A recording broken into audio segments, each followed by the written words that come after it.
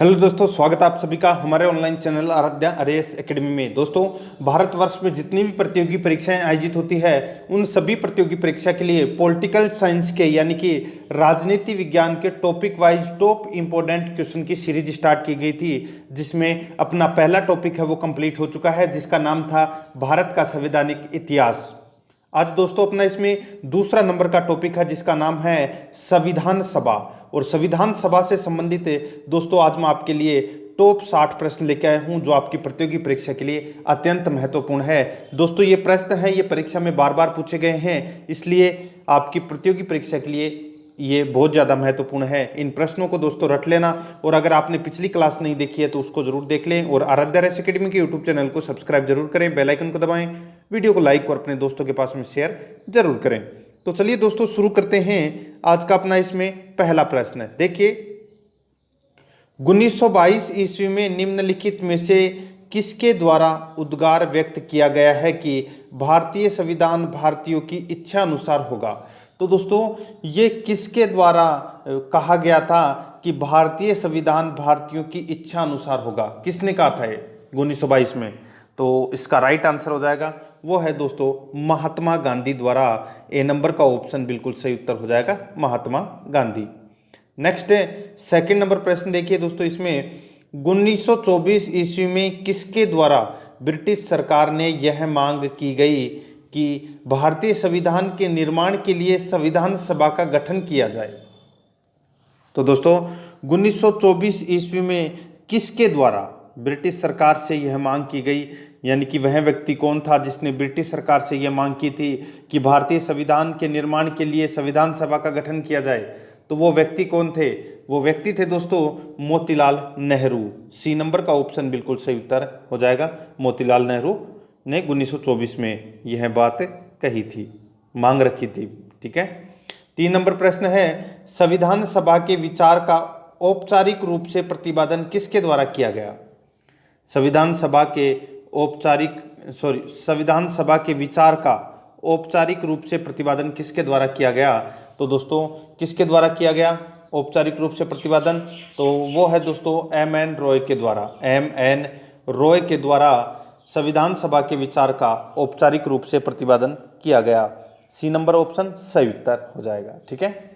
आगे देखिए, इसमें 4 नंबर का प्रश्न है, संविधान सभा को किसने मूर्त रूप प्रदान किया? तो संविधान सभा को किसने मूर्त रूप प्रदान किया?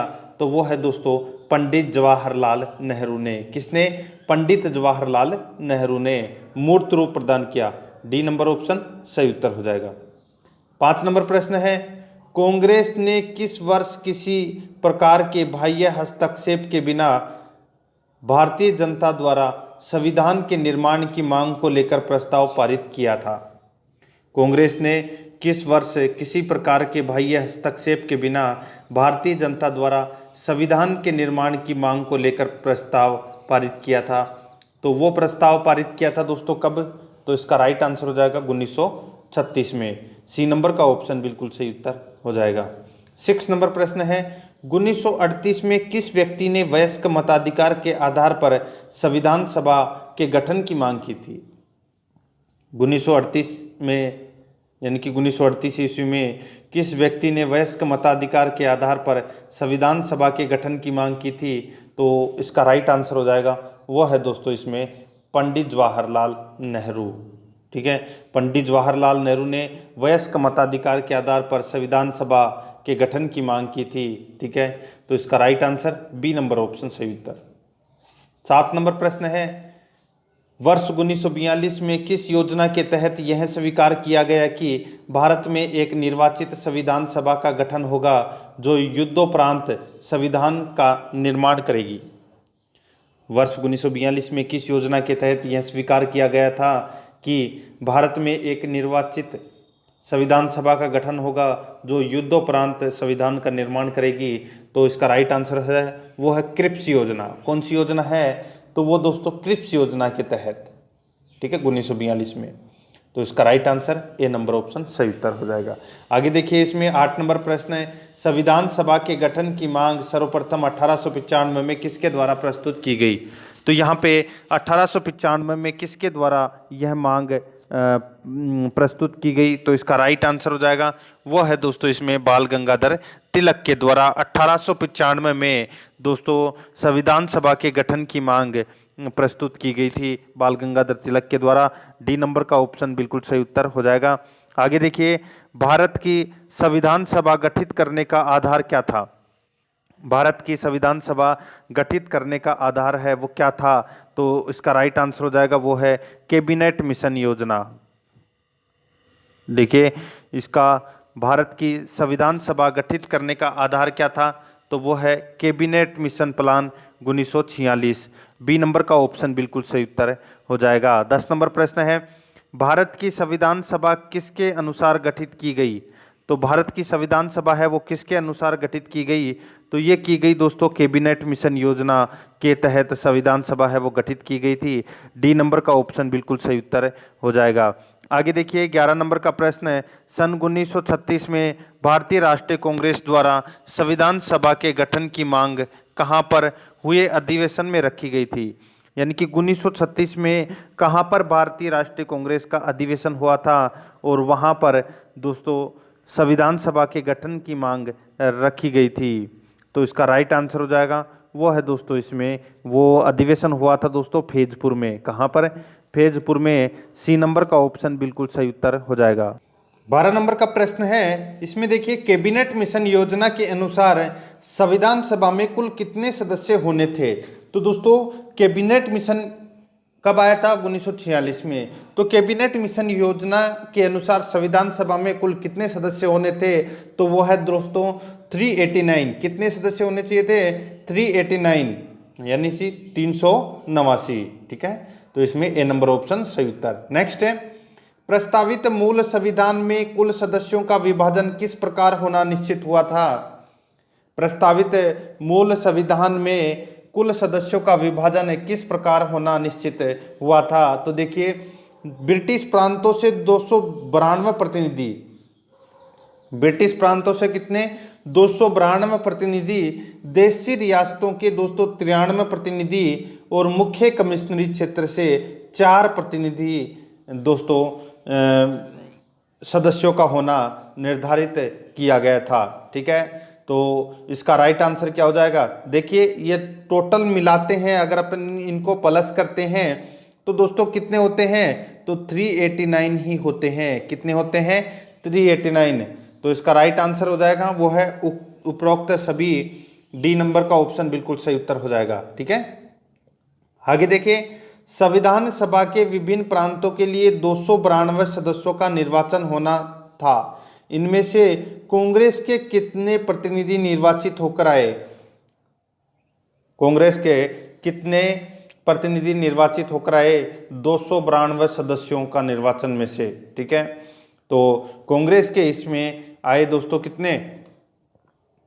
208 सदस्य निर्वाचित होकर आए थे। तो इसका right answer B number option हो जाएगा, 292 में से 208। ठीक है, आगे देखिए, पुनर्गठन के फलस्वरूप वर्ष 1947 में संविधान सभा के सदस्यों की संख्या कितनी रह गई थी? यानी कि पुनर्गठन के फलस्वरूप वर्ष 1947 में संविधान सभा के सदस्यों की संख्या कितनी रह गई थी? तो वो है 299 रह गई थी। कितनी रह गई थी? 299 रह गई थी। तो इसका right answer B number option हो जाएगा। नेक्स्ट है, संविधान सभा पुनर्गठित में देशी रियासतों के लिए कितने प्रतिनिधि थे? संविधान सभा में देशी रियासतों के लिए कितने प्रतिनिधि थे? तो दोस्तों कितने प्रतिनिधि थे? तो इसका राइट आंसर हो जाएगा वो है 70 प्रतिनिधि थे। कितने?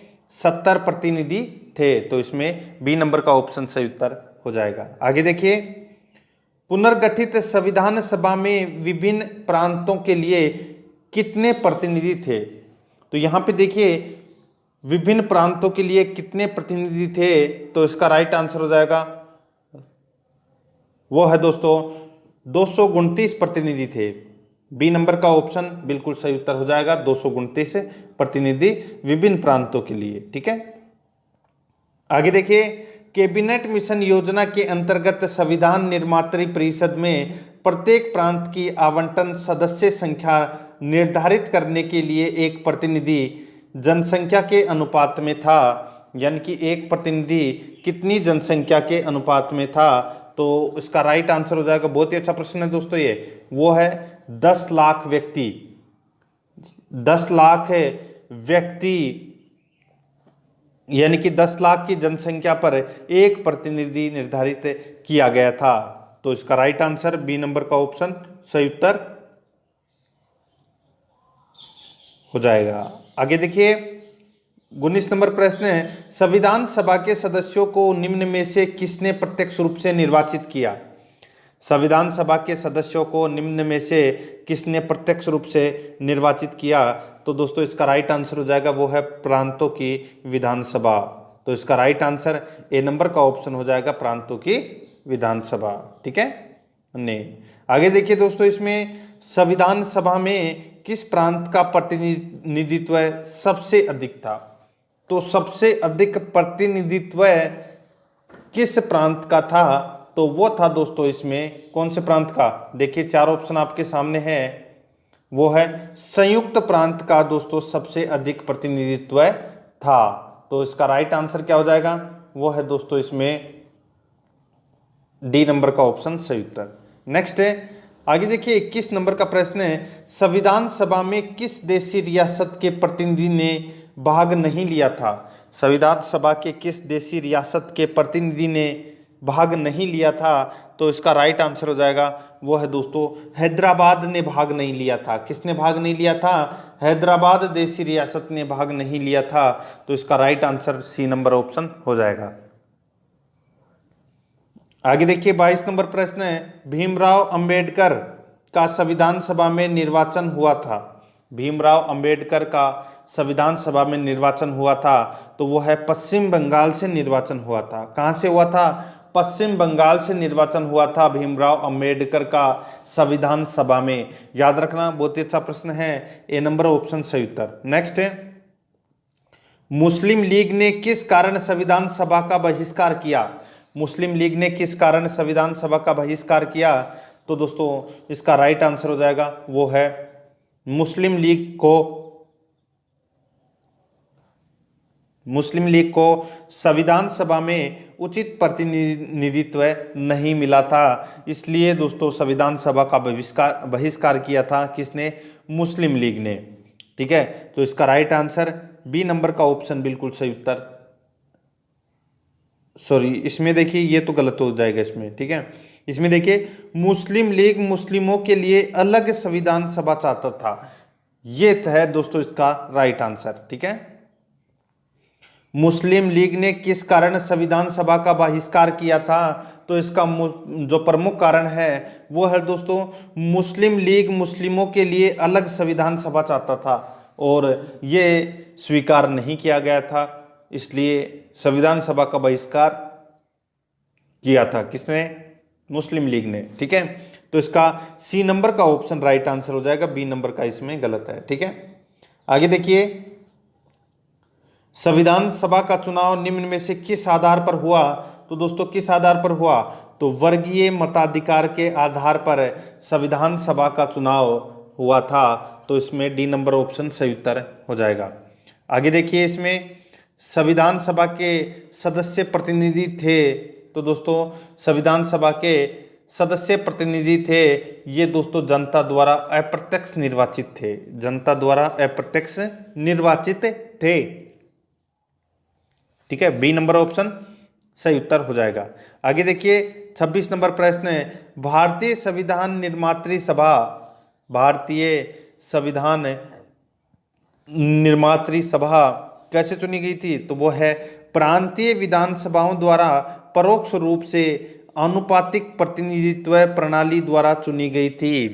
ठीक है, प्रांतीय विधानसभाओं द्वारा परोक्ष रूप से आनुपातिक प्रतिनिधित्व प्रणाली द्वारा चुनी गई थी। कौन? भारतीय संविधान निर्मात्री सभा।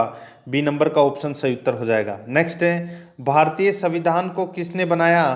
तो दोस्तों भारतीय संविधान को किसने बनाया? तो वो है संविधान सभा ने बनाया था। ए नंबर का ऑप्शन बिल्कुल सही उत्तर हो जाएगा। आगे देखिए, संविधान सभा के लिए चुनाव कब संपन्न हुए? तो दोस्तों 1946 में, 1946 में ये चुनाव संपन्न हुए थे संविधान सभा के लिए। बी नंबर ऑप्शन सही उत्तर हो जाएगा। आगे देखिए, इसमें 26 नंबर प्रश्न है, सॉरी 29 नंबर प्रश्न है, ठीक है।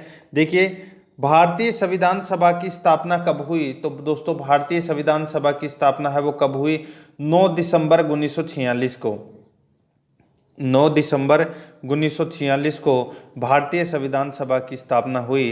तो इसका राइट आंसर बी नंबर का ऑप्शन सही उत्तर हो जाएगा, 9 दिसंबर 1946 को। आगे देखिए, संविधान सभा का प्रथम अधिवेशन कहाँ हुआ था? तो दोस्तों संविधान सभा का प्रथम अधिवेशन है ये कहाँ पर हुआ था?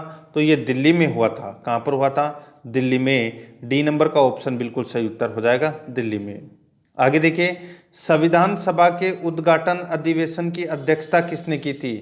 संविधान सभा के उद्घाटन अधिवेशन की अध्यक्षता किसने की थी? तो ये की थी दोस्तों किसने? तो सच्चिदानंद सिन्हा ने, ठीक है। और ये संविधान सभा के अस्थायी अध्यक्ष भी थे। तो इसका राइट आंसर बी नंबर का ऑप्शन सच्चिदानंद सिन्हा। आगे देखिए, संविधान सभा का पहला सत्र शुरू हुआ था तो कब हुआ था दोस्तों पहला सत्र? तो ये हुआ था 9 दिसंबर 1946 को। और प्रथम बैठक भी दोस्तों इसी को माना जाता है, 9 दिसंबर 1946 को। और इसका अध्यक्ष बनाया गया था संविधान सभा का, वो है सच्चिदानंद सिन्हा को अस्थायी अध्यक्ष बनाया गया था, ठीक है। सी नंबर ऑप्शन सही उत्तर। आगे देखिए, संविधान सभा के अस्थायी अध्यक्ष कौन थे? तो दोस्तों C number option right answer हो जाएगा, सच्चिदानंद सिन्हा। आगे देखिए, संविधान सभा के स्थायी अध्यक्ष कौन थे? तो संविधान सभा के स्थायी अध्यक्ष हैं वो कौन थे? तो वो दोस्तों डॉक्टर राजेंद्र प्रसाद। डॉक्टर राजेंद्र प्रसाद है ये संविधान सभा के स्थायी अध्यक्ष थे। सी नंबर ऑप्शन सही उत्तर हो जाएगा। आगे देखिए, 11 दिसंबर 1946 को किसे संविधान सभा का अध्यक्ष यानी कि स्थायी अध्यक्ष चुना गया था? देखिए, संविधान सभा की पहली बैठक हुई थी 9 दिसंबर 1946 को। और उसके ठीक 2 दिन बाद यानी कि 11 दिसंबर 1946 को संविधान सभा की दूसरी बैठक हुई थी जिसमें स्थायी अध्यक्ष चुन लिया गया था। किसको? तो डॉक्टर राजेंद्र प्रसाद को स्थायी अध्यक्ष चुना गया था। बी नंबर ऑप्शन सही उत्तर हो जाएगा। आगे देखिए, संविधान सभा का संवैधानिक सलाहकार कौन थे? तो दोस्तों आपने पढ़ा होगा BN राव, ठीक है। अगर मान लो ये BN राव अगर पूरा नाम नहीं आता है तो आप क्या करोगे? यानी कि इसका पूरा नाम आ जाए तो क्या करोगे? देखिए, BN राव का जो पूरा नाम है वो है वेनेगल नरसिंह राव, ठीक है। तो इसका राइट आंसर हो जाएगा डी नंबर का ऑप्शन बिल्कुल सही उत्तर हो जाएगा। आगे देखिए, इसमें संविधान सभा के चुने हुए स्थायी अध्यक्ष कौन थे? संविधान सभा के चुने हुए स्थायी अध्यक्ष कौन थे? तो वो थे दोस्तों डॉक्टर राजेंद्र प्रसाद। सी नंबर ऑप्शन सही उत्तर। नेक्स्ट है, निम्नलिखित में से कौन संविधान सभा का सदस्य नहीं था? तो कौन संविधान सभा का सदस्य नहीं था? तो वो है दोस्तों H.H. बेग। H.H. बेग ये दोस्तों संविधान सभा के सदस्य नहीं थे। सी नंबर का ऑप्शन सही उत्तर हो जाएगा। आगे देखिए, संविधान के विभिन्न पहलुओं के अध्ययन हेतु संविधान सभा ने कितनी समितियां नियुक्त की थी? संविधान के विभिन्न पहलुओं के अध्ययन हेतु संविधान सभा ने कितनी समितियां नियुक्त की थी? तो दोस्तों 13 समितियां नियुक्त की थी। सी नंबर ऑप्शन सही उत्तर हो जाएगा, 13 समितियां। आगे देखिए, संविधान सभा के प्रारूप मसविदा समिति की नियुक्ति कब की गई? संविधान सभा के प्रारूप समिति की नियुक्ति कब की गई? तो दोस्तों इसका राइट आंसर हो जाएगा वो है 29 अगस्त 1947 को। सी नंबर का ऑप्शन बिल्कुल सही उत्तर हो जाएगा इसका। आगे देखिए दोस्तों, इसमें जो 41 नंबर का प्रश्न है, भारतीय संविधान सभा की प्रारूप समिति के अध्यक्ष थे। तो दोस्तों प्रारूप समिति के अध्यक्ष कौन थे? तो वो है डॉक्टर भीमराव अंबेडकर। डॉक्टर भीमराव अंबेडकर। तो इसका right answer C number option हो जाएगा। नेक्स्ट है, संविधान सभा के प्रारूप समितियों संविधान सभा के प्रारूप समिति में सदस्यों की संख्या कितनी थी? तो सदस्यों की संख्या है वो दोस्तों कितनी थी? तो वो है 7। बी नंबर का ऑप्शन बिल्कुल सही उत्तर हो जाएगा। सदस्यों की संख्या कितनी थी? 7। B number option right answer. आगे देखिए, निम्न में से कौन भारतीय संविधान की प्रारूपण समिति के सदस्य नहीं थे? निम्न में से कौन भारतीय संविधान की प्रारूपण समिति के सदस्य नहीं थे? तो वो है दोस्तों डॉक्टर राजेंद्र प्रसाद।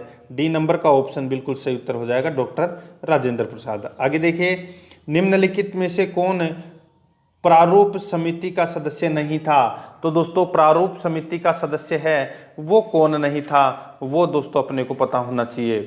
तो इसका राइट आंसर क्या हो जाएगा, आप सभी को पता होना चाहिए दोस्तों। वो है इसमें पंडित जवाहरलाल नेहरू। पंडित जवाहरलाल नेहरू ये दोस्तों जो प्रारूप समिति है उसके सदस्य नहीं थे। ठीक है, तो इसका right answer A number option हो जाएगा। ठीक है, याद रखना दोस्तों, जो ये समितियां वगैरह हैं इनको आपको याद रखना है। ठीक है, और ये इंपॉर्टेंट भी है। ठीक है, आगे देखिए दोस्तों, इसमें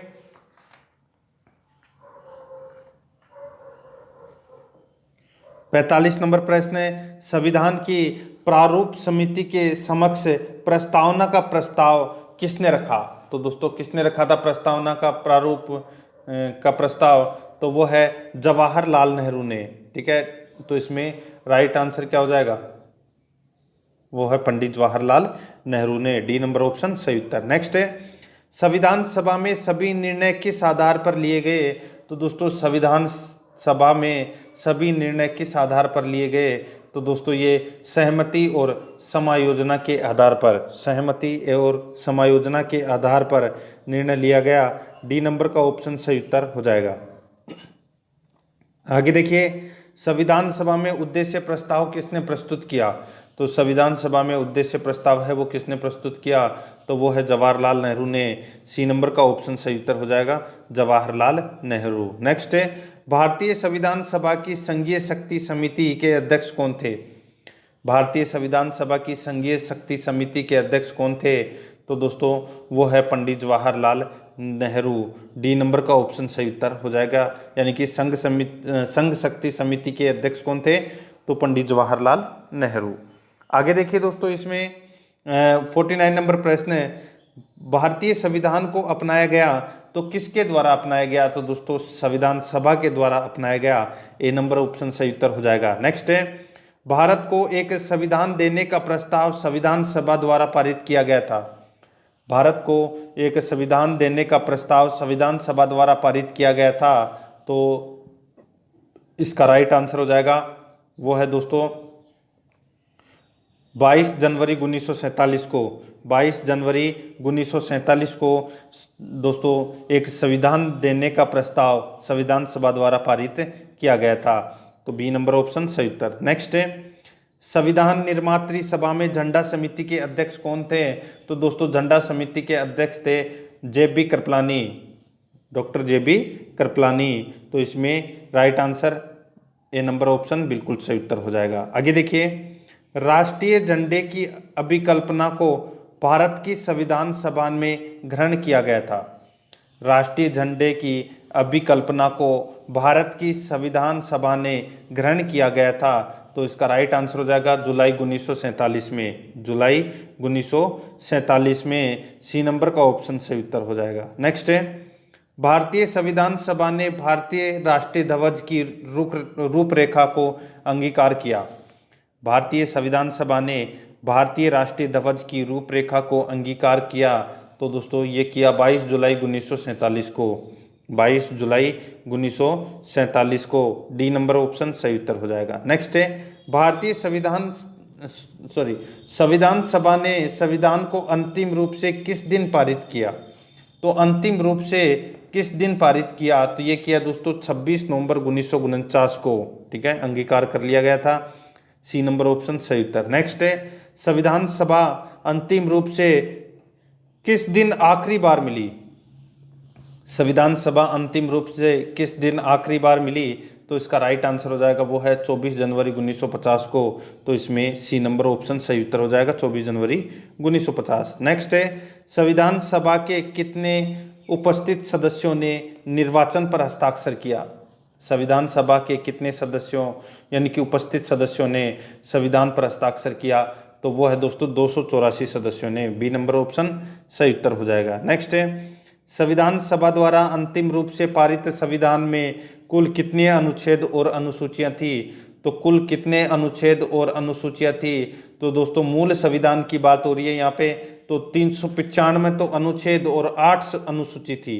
395 अनुच्छेद और 8 अनुसूची थी। तो इसमें सी नंबर ऑप्शन सही उत्तर हो जाएगा। 58 नंबर प्रश्न है, संपूर्ण भारतीय संविधान के निर्माण में संविधान सभा को कितना समय लगा? तो दोस्तों 2 वर्ष 11 माह 18 दिन लगे थे संविधान के निर्माण में समय, ठीक है, लगा था। बी नंबर ऑप्शन सही उत्तर हो जाएगा। आगे देखिए, किस दिन से संविधान सभा का अंतकालीन संसद के रूप में आविर्भाव हुआ? तो इसका राइट आंसर हो जाएगा वो है दोस्तों 26 जनवरी 1950। तो इसमें सी नंबर ऑप्शन सही उत्तर हो जाएगा। आगे देखिए 60 नंबर प्रश्न है, संविधान सभा यानी कि जिस संविधान सभा द्वारा भारत के संविधान का अधिनियमन किया गया उसके सदस्य कौन थे? तो दोस्तों उसके सदस्य कौन थे? तो वो थे विभिन्न प्रांतों की विधानसभाओं द्वारा नामित, विभिन्न प्रांतों की विधानसभाओं द्वारा नामित। तो इसका सी नंबर ऑप्शन बिल्कुल सही उत्तर हो जाएगा। तो दोस्तों ये मैंने आज आपको जो पॉलिटिकल साइंस यानी कि राजनीति विज्ञान के जो दूसरा नंबर का टॉपिक था संविधान सभा, उससे संबंधित मैंने आज आपको टॉप 60 प्रश्न है वो कंप्लीट करवा दिए हैं। दोस्तों अगर आपने पिछली क्लास यानी कि जो पहला नंबर का चैप्टर था संविधान में, अगर आपने उसको नहीं देखा है तो उसको जरूर देखें और आराध्या RS एकेडमी के यूट्यूब चैनल को सब्सक्राइब जरूर करें, बेल आइकन को दबाएं, वीडियो को लाइक और अपने दोस्तों के पास में शेयर जरूर करें। मिलते हैं दोस्तों नेक्स्ट वीडियो में। जय हिंद, जय भारत।